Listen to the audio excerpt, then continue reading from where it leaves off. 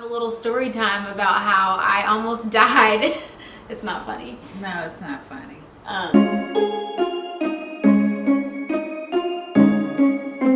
Hey guys, welcome back to my YouTube channel. So today I have a special guest. Hello, everybody. How are you? I have my mom. The reason I asked her to come here today is because someone scrolled down to the bottom of my Instagram and they saw a picture of me and my mom and they were like, you almost died? Like, wait, what? Your mom saved your life or something? And I was like, oh my gosh, like, yeah. Mom, tell them your name. Hi, I'm Kay. And if you're new to my channel, I actually received a bone marrow transplant, which cured me of sickle cell disease type SS. This t-shirt is, I do t-shirts every year for my BMT birthday, and this was my very first year BMT birthday shirt. So let's rewind to, what did I say? I told them to tell you your name. Kay. Oh, you said Kay. Okay, sorry, I'm tripping. Okay, so anyway. That's what BMT do. It makes you trip every now and then. Yeah, but it's okay. It's all good. So 2016, I had already been in the hospital for about many months, like almost a year. Almost a year. Yeah, 12 months. Yeah, I mean it was. Yeah, pretty much 12 months. And it was literally a nightmare. I was so over it. Okay, I had no hair. My fingernails had been black, like all the things from bone marrow transplant. And Uncle Ed, my dear uncle, he somehow made a surprise visit.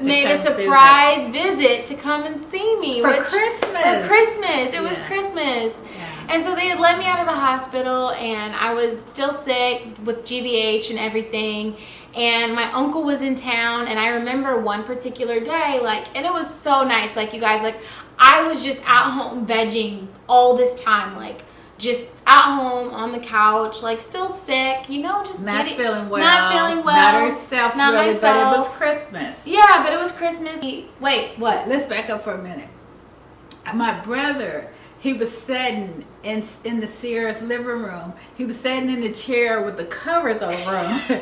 Because he had been sick as well. But anyway, he was just sitting there with the covers on, and Sarah came into the house, and she was talking and everything, and she didn't even notice. And she's rewinding, you guys. It's still a fog. Yeah. But for some reason, I was not at home. And when I came into the apartment, he was sitting in the chair with a blanket on top of him. Yeah. And he didn't move. And he didn't move. And I literally was walking around the house. Christmas tree was out. Not even realizing that somebody was in the house. My uncle was in the house. So anyway, he threw it off, and I was like, oh my God, it's Uncle Ed! Yeah. So he was in the house. He was in the house, and I didn't realize it was him. Yeah, and so anyway, he had been there for a few days. I remember on this particular day, I was struggling. I was just shivering. I just could not function. And taking Tylenol every 3 to 4 hours. And my mom was giving me Tylenol, and then she put me in the bathtub and bathed me. Cold bath. And then I got on the couch, and I remember I think I fell asleep, and then it was night, and I woke up, and I think I was still in my frozen orange Capri Sun phase. Yeah. That's a whole other story of all I wanted was frozen Capri Sun and frozen mandarin oranges. Yeah, that was her meal. That was it. That was all I would eat. Fresh oranges, frozen oranges, jelloed oranges, baked oranges, fried oranges. Couldn't get enough. I couldn't stop eating oranges. Yeah. I don't know why. It was crazy. It was really crazy. Just so crazy. I woke up and I got some oranges, and my mom was like, okay, you have a fever.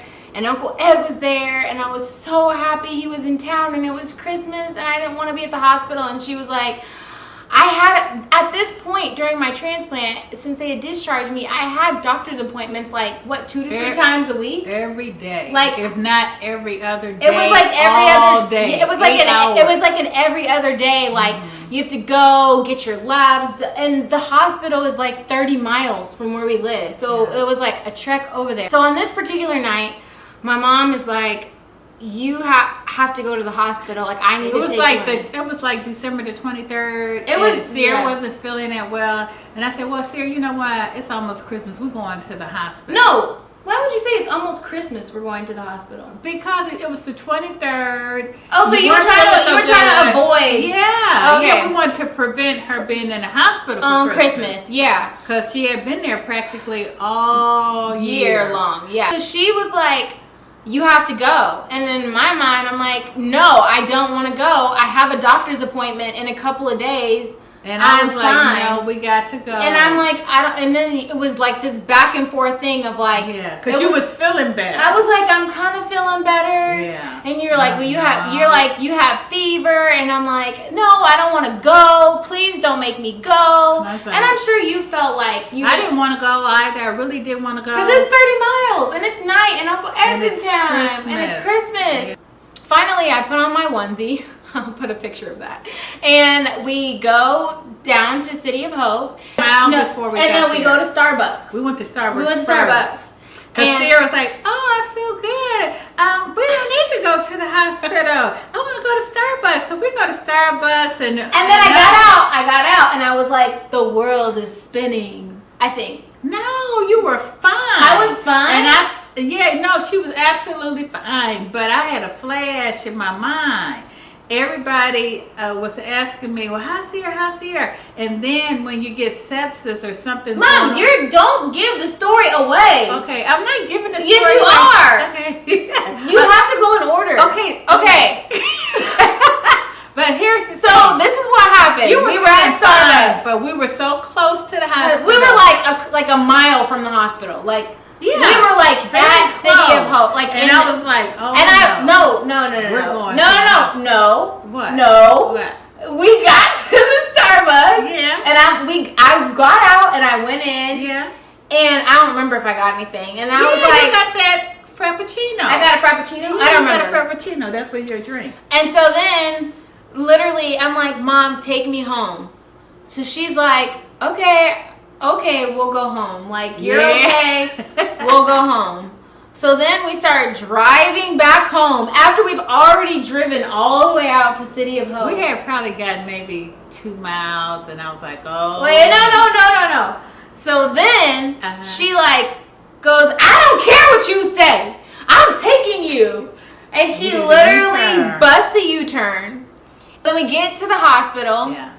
And I'm like walking in. I'm so angry that we're at the hospital. Yeah. Like I want to be with my uncle. Going down into the corridor or whatever. The lady comes in to take my vitals. And at this point, you guys, since the transplant had been so hard, I said all the time. Remember they put me on like 24-hour watch at one point because I was like, I want to die. Like I'm ready to die. Like this is the worst. Like I was like ready to go. So when the lady comes, she was in a lot of pain. Excruciating pain. Yeah, and then so the nurse comes in and she takes my vitals and then she runs out and then all of a sudden all these nurses yes, she did the vitals. I know, but you weren't in pain when you went in the ER. I know, but I'm saying she did the vitals, my temperature and my blood pressure, and then she left out of the room, and then all of a sudden... No, she got your lab work. There was no labs. Was there labs? Yeah, they had to draw the labs, Sierra, to see what was going on. Oh, and the blood. Yeah. That's right. So she does vitals and labs. Her vitals was pretty stable. It was the blood work. And then she... Oh, yeah, that's right. The numbers were... That's right. So wait, Mom. Okay. You keep jumping the stories. Stop. It was so much. Okay, so what'd you say? I wanted to kill myself. Okay, so she leaves, the labs come back or whatever, and then all of a sudden, like, all these doctors and nurses come running into the room. They push me down on the gurney. Yeah. They're like, we were sitting up just laughing. We were just talking, sitting up, like, I want to go home. Why did you bring me here? Blah, blah, blah. So all these nurses and doctors come in and they're just like, lay back. And then they just like literally push me back on the gurney. And I'm like, I was just kidding. I'm not ready. Wait, hold on. Talking. I was just like, I'm just kidding. I'm not ready to die because it was so scary. Imagine like Grey's Anatomy and like all these doctors and nurses running in, and then they hook up the IV. If you haven't seen my port, I had a port in my chest here. They hook up IVs, and they're just squeezing they're like push fluids, push antibiotics. They're asking my mom, like, has she had fever? She's like, yeah, I gave her Tylenol. And that was like our bad, because they told us at the top of this transplant, no matter what, you do not cover the fever with Tylenol. So they come in, they're like, she has an infection, like, and they're like, we're gonna have to take her to the intensive care unit. Yeah, she's gonna go to ICU. She's gonna go to ICU. There's infection everywhere. They were just doing all this stuff. I ended up having to be on like crazy amounts of antibiotics. It was so scary, and the good thing is that I think Sierra has kind of bullied me with death for 3 times, but not. Yeah, you did. It's happened with the sickle cell. The acute chest syndrome. Yeah, acute chest. Okay, we can't talk about that now. Okay, but no, we're like. But we have been through so much already, and we were laughing and talking, and they was pushing. They were like, everything. It was so serious, and the doctors, the whole staff. It was probably about 10 people in there working on Sierra, and we trying to talk and engage in conversation, and they steady just. Well, no, we weren't trying to. I don't think we were trying to have a conversation, but it was like, what the hell is happening? Like, yeah, there was just doing like, how am I starting IVs, 2 and 3 IVs? How am I alert and fine and this is what's happening? Yeah. And they told my mom, they were like, if you wouldn't have brought her to the hospital, she probably would have died in her sleep. Because they said the infection was like rapidly going. Yeah, they said she wouldn't have woken up. They said you probably just would have went to sleep. If we had waited. If we had waited, and if she wouldn't have like brought me. That makes me so emotional. But like, what made you say, I don't care, I'm taking you? What was in my mind was that I would have, I'm going to be honest, I would have been blamed. If anything had happened, I would have gotten the full-blown blame for it. I would have. It's my fault. I didn't do something right. Something happened. But that's okay. But with those thoughts, I said, let me take her to the hospital. That's the only reason you took me to the hospital. Yeah, and then we were there. We had traveled so far, had been on the road. We had traveled so far, and I just thought, you know what? We're going to go to the hospital. We can't play with this because it's a transplant. We couldn't play with it. Yeah. And I didn't want to play with that. And I didn't. I couldn't live with myself if I had been a part of that. Yeah. Yeah. So I'm just glad that we stayed and we went to the hospital, and my intuition was right. Her intuition was right. Yes. So I guess that's just like a lesson for all. For one, like, trust your instinct. You can never be too sure, I guess.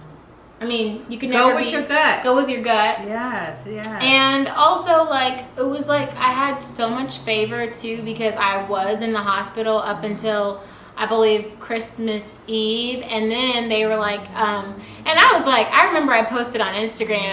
I can probably find the post and read it, but I was like, don't feel sorry for me. Shoot, I'm getting VIP treatment in the hospital during Christmas. I got so many presents from the hospital. You know, people who give things to people who are sick in the hospital during the holidays. And I think she was like, it was like her and another person on the whole floor, just 2 patients. No, was it? About 2 or 3 of y'all. That was it on the whole floor. Everybody went home for Christmas. Yeah. And so also it was just such a blessing, because I believe, it was Christmas Eve. I remember my post was, a Christmas miracle has ensued, because they were like, we have good news, like we were able to order all the IV care and everything at your house, so they sent me home with like a pole, and my mom was able to do like all the antibiotics from home, and I was able to be with my uncle and spend that time with him, and it was really special. And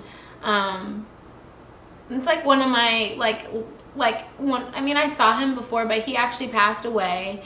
And but it was like that time he was there, we got to like spend the whole week with him, and it was just really special. He was just such a good man. But yeah, I got to go home, and I'm just really grateful that my mom trusted her gut, and that I'm okay, because she took me to the hospital. So she gets on my nerves, and I would rather not listen to her intuition about other things. Boys. But yeah. Yeah. Thanks for it was worth it. It was so worth it, because Sierra had been sick for 26 years. Oh, the bone marrow transplant. Yeah, she had been sick, born into it, sick for 26 years, and the results, no more sickle cell disease. So hooray, hooray, hooray, Jesus. Yeah. Amen. Well, thanks for joining me for my story time, Mom. Yes, and thank you for inviting me. You're welcome.